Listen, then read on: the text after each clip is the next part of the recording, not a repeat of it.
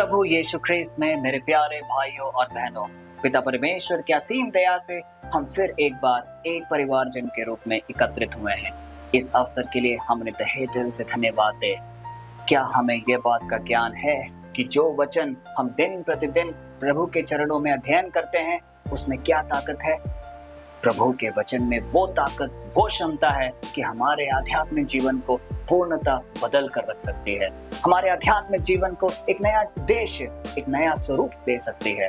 लेकिन इसके लिए हमें पिता परमेश्वर के सम्मुख एक बड़ी ही आदरता पूर्ण भाव से एकत्रित होना पड़ेगा। उससे एक बातचीत करनी पड़ेगी कि हे प्रभु, तू मेरे जीवन में क्या करना चाहता है।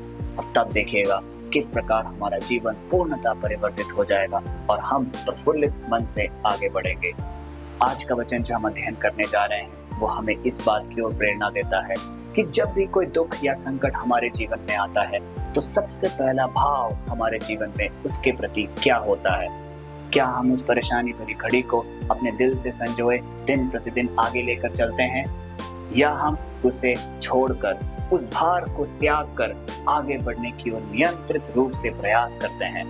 क्योंकि जो भी जीवन अपने भार को, चाहे वो दुख, परेशानी, दिक्कत भरे क्षणों की कोई भी भार हो, यदि उसको पार पाने की कोशिश करेगा तब ईश्वर उसके साथ रहेगा। क्योंकि ईश्वर उसे जरूरी सामर्थ्य प्रदान करेगा जिससे कि वो अपनी सारी कठिनाइयों से उभर पाए और उसका जीवन फिर से प्रफुल्लित हो पाए। आज का वचन हमें इस बात की ओर हमें केंद्रित करता है कि जब भी हम अपनी प्रार्थना पिता परमेश्वर के सम्मुख उपस्थित करते हैं तो उसके कुछ महत्वपूर्ण केंद्र बिंदुएं होनी चाहिए। एक नियमित रूप से एक संघीय ढांचे के रूप में हमें प्रार्थना करनी चाहिए। सिर्फ कुछ शब्दों को बुनकर एक प्रार्थना के रूप में पिता परमेश्वर के रखने से काम नहीं चलेगा। हमारे प्रार्थना में वो उद्देश्य साफ साफ जाहिर होना चाहिए जिससे कि हमारे सारे मतलब पिता परमेश्वर को समझ में आए और वो एक नियमित रूप से उसकी पूर्ति हो। तो आइए इस वचन का अध्ययन करें और जानें कि किस प्रकार हमें भी प्रार्थना करनी चाहिए जैसा कि यह वचन हमें सिखाता है। आज का वचन जो हम पढ़ने जा रहे हैं वो लिया गया है एक इतिहास अध्याय 4 पद संख्या 10 से, और वह इस प्रकार है। याबेस ने इज़राइल के परमेश्वर से प्रार्थना की, यदि तू सचमुच मुझे आशीष दे और मेरा देश बढ़ाए और तेरा हाथ मेरे साथ रहे और तू मुझे बुराई से बचाए रखे ताकि मुझे दुख ना सहना पड़े। और परमेश्वर ने उसकी प्रार्थना स्वीकार कर ली। और परमेश्वर ने उसकी प्रार्थना स्वीकार कर ली। मेरे प्यारे भाई और बहनों, कौन था यह व्यक्ति जिसका नाम याबेस था?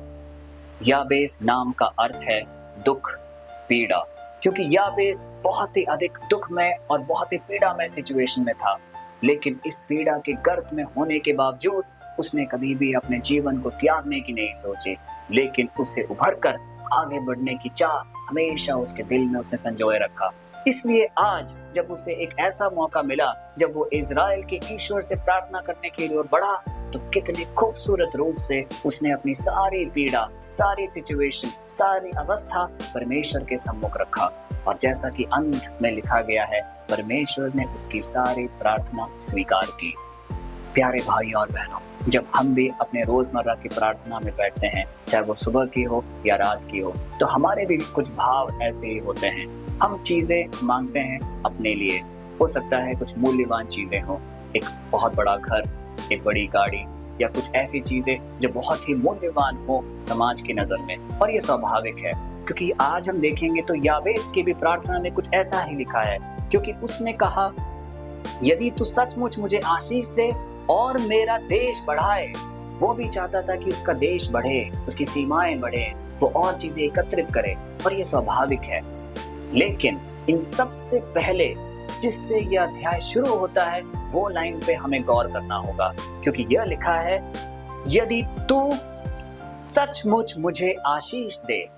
यदि तू सचमुच मुझे आशीष दे, इसका मतलब जो भी चीजें वो मांग रहे थे, चाहे वो अपनी सीमाएं बढ़ाने की बात हो, देश बढ़ाने की बात हो, वो सब सबसे पहले पिता परमेश्वर के आशीष के साथ उन्हें मिले, यह वो कामना कर रहे थे।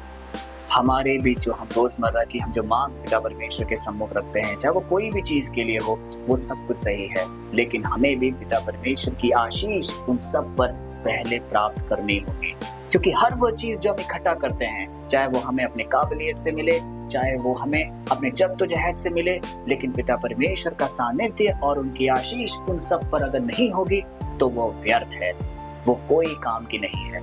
यही हमें ग्रंथ सिखाता है, यही हमें ईश्वर का वचन दिन प्रतिदिन हमें समझाने की कोशिश करता है।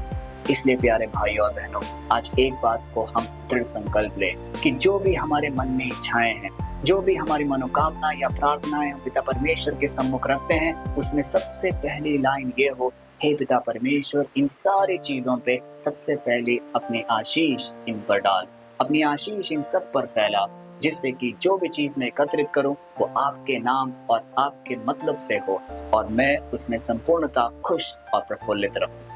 इस वचन का एक बहुत ही महत्वपूर्ण भाग आगे याबेस अपनी प्रार्थना में जोड़ते हैं, जब वो यह कहते हैं, मुझे बुराई से बचाए रखे ताकि मुझे दुख ना सहना पड़े। मुझे बुराई से बचाए रखे ताकि मुझे दुख ना सहना पड़े। इसका अर्थ यह है कि जब भी हम कोई चीज मांगते हैं और पिता परमेश्वर उसे प्रदान करते हैं, तो हमें इस बात का भी सुनिश्चित करना होगा कि उसमें कोई भी बुराई निहित ना हो और उसमें हमें दुख या पीड़ा सहना ना पड़े। क्योंकि जैसा कि हमने कल के अध्ययन में और कई ऐसे अध्ययनों में हमने देखा, जब भी ईश्वर की आशीष हमें मिलती है या कोई भी चीज हम अपने जीवन में एक अच्छा प्राप्त करते हैं, तो शैतान निरंतर अपनी नजर गड़ाए रखता है। वो हर वो पल की प्रतीक्षा करता है जिससे कि वो सारी अच्छी चीजें हमसे छीन कर दूर ले जाएं।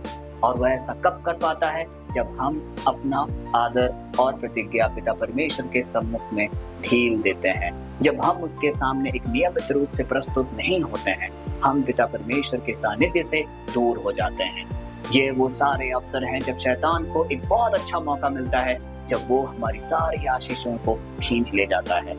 आज का वचन हमें यह अध्ययन करने के लिए मजबूर करता है कि जब भी आप ईश्वर से कोई चीज मांगे, अपनी प्रार्थना को पिता परमेश्वर के सम्मुख रखे, तो हमें यह भी प्रार्थना करना होगा कि हे पिता, हमें हर बुराई से बचाइए, हमें हर दुख से बचाइए, जिससे कि जो भी आशीषें मेरे जीवन में आए, जिस भी क्षण में आए, मैं उसे अपने हृदय में संजो कर रखूं और शैतान उस पे कोई बुरी नजर ना डाल पाए, क्योंकि मैं आपका पुत्र हूँ, मैं आपकी पुत्री हूँ, मैं हमेशा आपसे जुड़ा रहना चाहता हूँ। अगर हम इस भाव से, इस तरीके से प्रार्थना करेंगे, तो निश्चय ही हमारी सारी प्रार्थना पूरी होगी और सारी आशीषें जो हमें प्राप्त होगी, हम उसे पूर्णता अपने इसी जीवन में जी पाएंगे।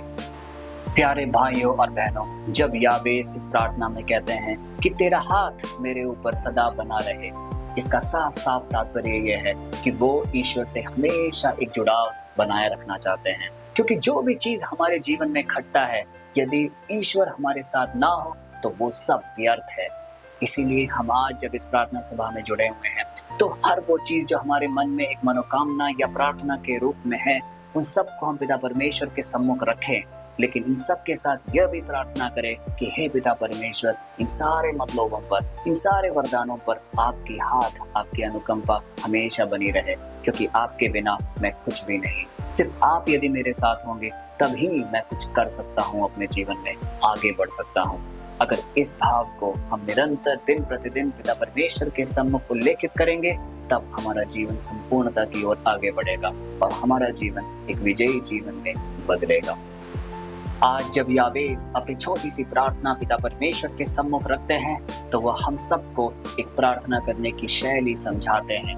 वो हमें यह दिखाते हैं कि जब भी हमारा प्रार्थना पिता परमेश्वर के सम्मुख उपस्थित हो, तो उसमें कुछ मुख्य केंद्र बिंदुएं होनी चाहिए, कुछ ऐसी चीजें जो हमें प्रार्थना में जोड़ कर चलनी है, जैसे कि हे पिता परमेश्वर, आप हमें अपनी आशीष दे, हे पिता परमेश्वर, हमें हर बुराई से बचाए, हर दुख से बचाए। ये सारी चीजें उसमें निहित होनी चाहिए, तभी हमारा प्रार्थना एक सुखमय और पूर्णता की ओर आगे बढ़ेगा। प्यारे भाई और बहनों, आज जब हम इस छोटे से प्रार्थना की ओर आगे बढ़ रहे हैं, तो हम आज याद करें वो सारे मतलब जो हमारे परिजन ने, हमारे आसपास के लोगों ने, जिनने भी हमें प्रार्थना करने के लिए कहा है।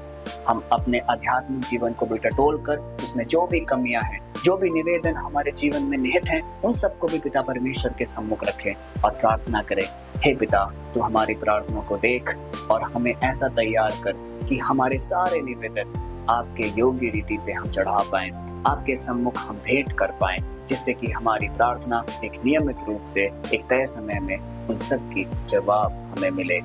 हम ये प्रार्थना करते हैं। हे पिता परमेश्वर, तू सब देखता, सुनता और परखता है। आज जब हमने आपके वचन का अध्ययन किया तो हमें एक अलग सी शक्ति मिली है। वो ऐसी शक्ति है जो कि हमें प्रार्थना करने की ओर प्रेरित करती है। प्रार्थना में कुछ महत्वपूर्ण केंद्र बिंदुओं को जोड़कर आपके सम्मुख प्रस्तुत करने की ओर हमें उत्तेजित करती है। हे पिता परमेश्वर, तू हमारे भाव को देख, हमारे हृदयों को टटोल। हम हर रोज बिना रुके, बिना थके आपके इस प्रार्थना सभा में उपस्थित हो रहे हैं। हम आपके वचनों का अध्ययन कर रहे हैं। हमारे दिल में जो भी मनोकामनाएं हैं, जो भी प्रार्थनाएं हैं, कुछ ऐसी प्रार्थनाएं जो काफी समय से पूरी नहीं हुई हैं, कुछ ऐसी बीमारियां जो हमारे परिजन लोग, जो हम खुद उससे झेल रहे हैं, यह सब आपके पवित्र नाम से हमसे कोसों दूर हो जाए, क्योंकि हम आपके भक्त हैं, हम आपके पुत्र पुत्रियां हैं।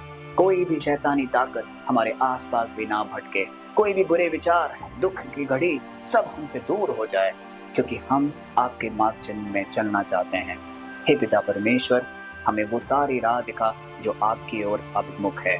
हम प्रार्थना करते हैं हर उस व्यक्ति के लिए जो इस प्रार्थना सभा में उपस्थित हैं। हम सबके मनोरथ और कामना एक नियमित रूप से आप पूरी करिए। यह प्रार्थना करते हैं हम पिता परमेश्वर के असीम नाम में, आमीन। प्यारे भाइयों और बहनों, आज का वचन हमें यह सिखाता है कि हमें अपनी दैनिक प्रार्थना किस प्रकार, किस शैली में करनी चाहिए, क्योंकि हर वह प्रार्थना जो पिता परमेश्वर के सम्मुख उल्लेखित होती है उसका जवाब जरूर मिलता है, क्योंकि पिता परमेश्वर हमारा दयावान और बहुत ही करुणामय पिता परमेश्वर है। वो हमारे सारे दुख दर्द वाले पलों को देखता और उसका संज्ञान लेता है। उसके सामने हम उसकी पुत्र पुत्रियां बनकर अपने पूर्ण हृदय को एक कृतज्ञ रूप से उसके सामने चढ़ाकर प्रार्थना करते हैं तो निरंतर सदैव हमारी सारी इच्छाएं पूरी होगी। यह है उसकी वचन और उसकी प्रतिज्ञा हम सबके जीवन के लिए। तो आइए इस वचन को ज्यादा से ज्यादा लोगों तक हम शेयर करें, और जो भी व्यक्ति इस वचन को पढ़ता और सुनता और अपने जीवन को परिवर्तित करता है तो हम एक प्रेरिताई कार्य के भाग बनते हैं। तो आइए पिता परमेश्वर के और करीब हम अपने आप को प्रस्तुत करें। कल फिर मिलते हैं, तब तक के लिए पिता परमेश्वर की असीम दया, कृपा और अनुकंपा में हम सबको चढ़ाते हैं पिता परमेश्वर के नाम पर, आमीन।